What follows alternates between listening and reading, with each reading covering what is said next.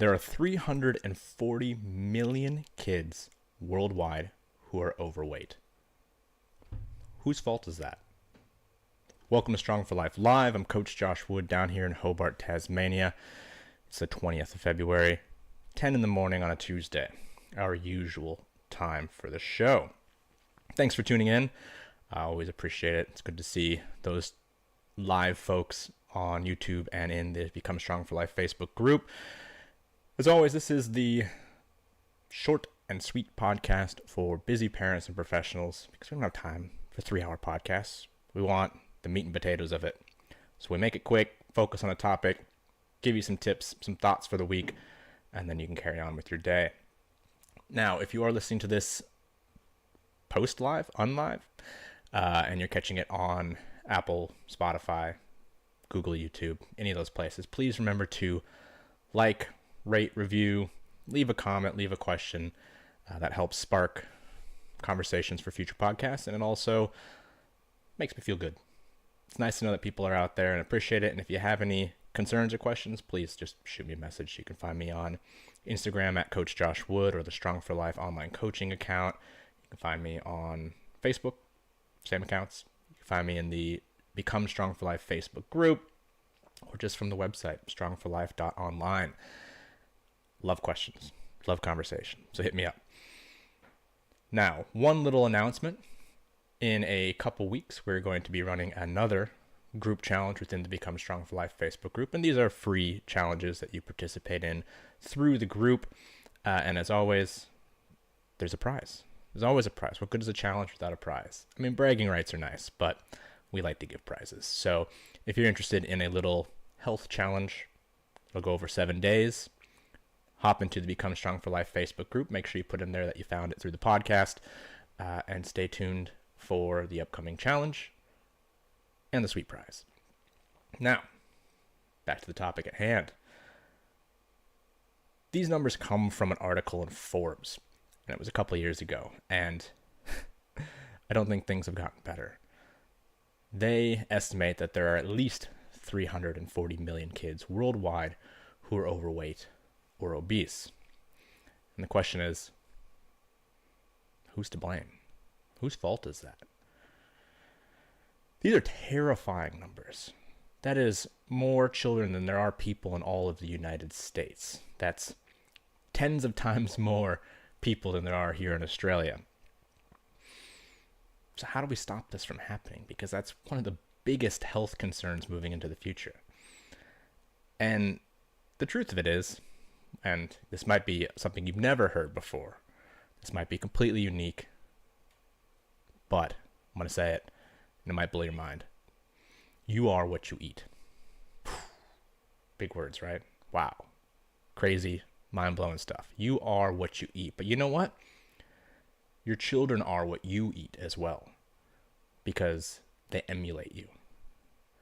Everything we learn as a child, those habits, are norms, the things that we do on a daily basis as children, those become the things we do as adults until we have good reason or some sort of stimulus that says, don't do this anymore.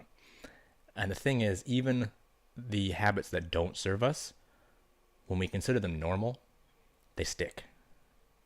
How many people do you know grew up a certain way, whether it's maybe a particular religious background, or they grew up in a certain community, or there were certain family dynamics, and when they start their own family, those dynamics continue. That's most people. That's most cultures. That's tradition. And unfortunately, a lot of those childhood habits that we carry into adulthood do not serve us. But until something else acts against us to make us stop and think, that inertia continues. And children emulate their parents. So the life you're living is the life that you're telling your children it's okay to live too. And I probably should have labeled this podcast another hard truth episode. But it shouldn't be a hard truth. It's just a truth. It's the nature of humans. We learn through emulation and mimicry. We see the adult ape doing the thing, we mimic it, and learn how to do it, and we go, okay, this is what we're supposed to do.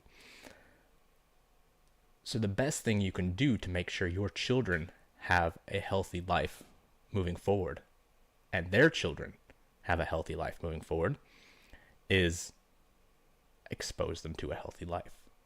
You need to be the example. And I know the busy working parents out there are going, oh, but the time and the effort and blah, blah, blah. If you're not doing it for your kids, I don't know how to help you. If your children aren't enough of a motivation for you to go out and say, I need to do better, well, why do you work so hard to make sure they have food on the table in the first place? Why do you work so hard to make sure they have a roof over their heads? You do it because it's good and it's right. So you are the example. You're the provider. You are the protector. And exposing them to good habits and health through your living is how you give them a better future. And there's other domains that you can do this exact same thing. But my domain is health and fitness. So that's what we're going to talk about. Expose them to movement as a joyful thing.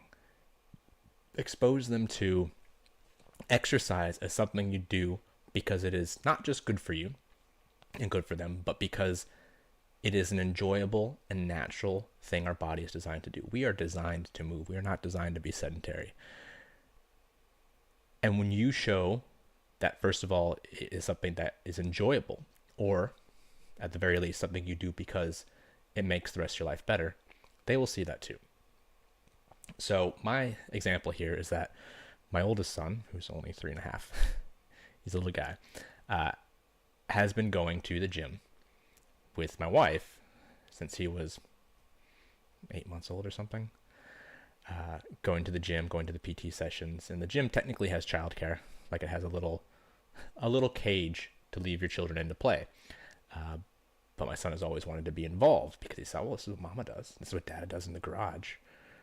I want to pick up the things on the move. He's been playing on rowers and dangling off gymnastics rings and swinging around on TRXs since he could walk, because he saw that's what we did. And yesterday, I mean, he's 3.5, he'll be 4 in a few months. Yesterday, I finished a long day of work. Mondays are always long. It's a lot of check-ins, a lot of catch-ups with clients over the weekend because a lot of our clientele are abroad. The time zones mean that everything piles up on a Monday and a Tuesday. And so I get to the end of the day, I'm like, oh, I really wanted to get a workout in. I guess I'll go upstairs in the house and try and do some sun salutations or something, just move a bit. You know what? I have a hard time fitting things in too. We all do. I was like, okay, well, I've still got enough days in the week. Monday is usually my, like, if I can, it'd be great. If not, there's other days to do things. But I get to the top, and my son's like, I want to ride the bike, the pedal bike. And I'm like, what pedal bike? He's like, the one under your desk. I was like, oh, I have a little pedaler under my desk that I use to keep my legs moving during the day. He's like, I want to ride the exercise bike. I'm like, okay, great. Okay, awesome. Great. You do that. If you do that, can I do some exercise on the rings? He's like, yeah. So we come back down here to the office, set up a little pedaler on a chair for him. He starts playing with it. And he's like, no, I want to do the rings. And so we started doing ring work together. He would hold on to me. I would do dips. He would hold on to me. I'd do rows. He'd hold on to the rings, and we'd do rows together. And it was a blast. It's the best workout I've had in ages. Because we're doing it together, and it was fun. And he was working hard, and I was working hard. I was working really hard because he's like 15 kilos. So he's hanging off me, and that's more weight than I normally carry around. And so, we spent a good 30 minutes just hanging off rings and doing pull-ups and dips and rows and playing on a little pedal bike. It was awesome. We did it together. And he can hold himself just fine. He can hang from those rings for a minute or so. No problem. Because he's been doing it his whole 3 years of life. Well, yeah, probably at least 3 years. Ever since he started moving around, he started climbing stuff. And that's just part of what we do. And then during the week when I'm working, the wife takes him and our baby, who's almost 12 weeks, to the gym. And the baby lays on the floor and goos and gaws and wiggles his legs and watches all the activity happening. And the older kid plays on some machines and does a little exercise too, but it's been part of their life since day one, just like being out in nature has. They grew up laying in the dirt and crawling around over logs and stumps. And then they grew up watching us be active in the gym and seeing that this is just fun stuff we do, and it makes us stronger and it makes us more capable to do the other things we want to do, like hiking and camping and whatever else it is. But that early exposure shows them it's just a normal part of life. It's not a chore. It's a blessing. It's an honor to be able to do what you're designed to do. And I'm going to make that happen for the rest of their lives. That's going to be part of our life. And that stuff carries on. That stuff will stick with them, especially from their developmental years through their whole life. So exposing them to good food practices and good eating practices. You know, we don't have heaps of treats and sweet things, but if we go out to the Botanic Gardens or go out for an event, we all get ice cream. It's a wonderful treat. My son loves ice cream. I'm not stopping him from having delicious things. But if he didn't eat his lunch, he doesn't get it. If he doesn't eat the healthy things we put in front of him, he doesn't get the treats. Just like I don't get the treats. You know, we make it so that the food we eat is a part of our responsibility to ourselves and our family. And then treats are treats. They're not a normal daily thing. And exercise is a normal daily thing. Doesn't have to be much. You can go for a walk, you can go for a climb, you can go for a hike, whatever. But this is where we start making family time healthy time. Family time doesn't mean just eating junk food and watching movies. Sure, we do that. That's fine. But it's a treat. It's not every day. And if you've ever listened to me talk for a while, a lot of times I'll say, you know, whatever you treat yourself to every day is not a treat. It's your lifestyle. It's your diet. So you need to make sure that treats are treats, and what you're eating is fueling you for the life you want. That's how we eat like an adult. And so exposing your children to these fundamental healthy ideals from a young age by embodying them. You know, you might have other ideals that you want to embody, maybe about work and financial ideals, or, you know, family dynamics or community. Those are all wonderful things too. But health doesn't need to take a second place. Our family time can be combined with our healthy time. If you're like, I can't get workouts in because of work and family and stuff like that, well, integrate them. Make it family time. We're all going to do yoga together.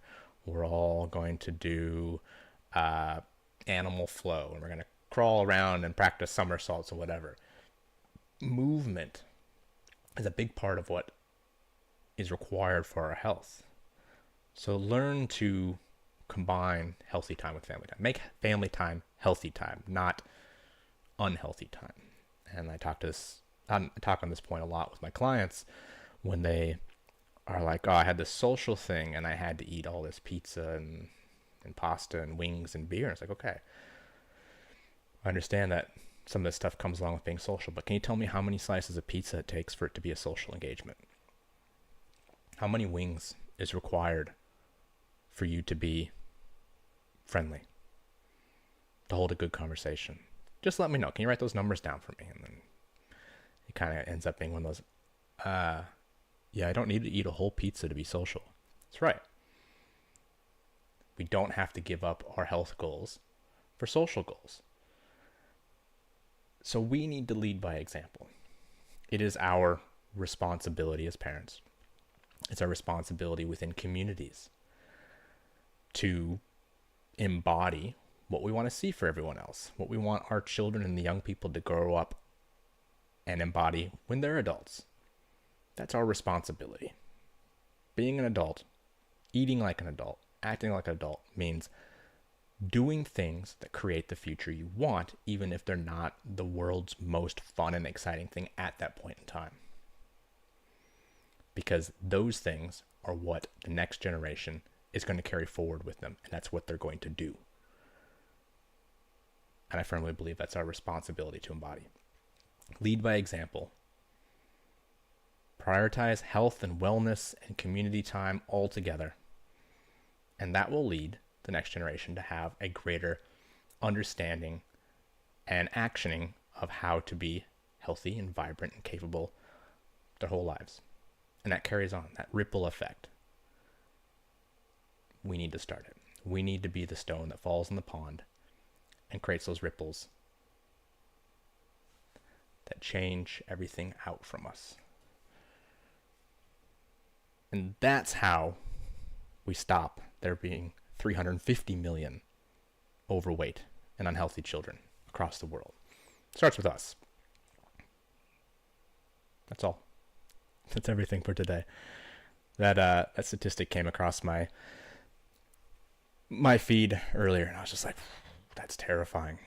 That's something that needs to be talked about and addressed, because for some reason in the fitness and health industries, I don't see many people talking about that. It's not just about us. It's about what we can do for those around us by being our best self. So I hope that is some food for thought. I hope there is some good questions that come out of this. And if you need some help and you have any concerns that need addressing, hit me up. Right now we're running a 2-week free coaching with signups until the end of the month. So if you're in need of a helping hand to get you started in this process, just reach out. Always happy to chat. And until next time, just do your best. See you next week.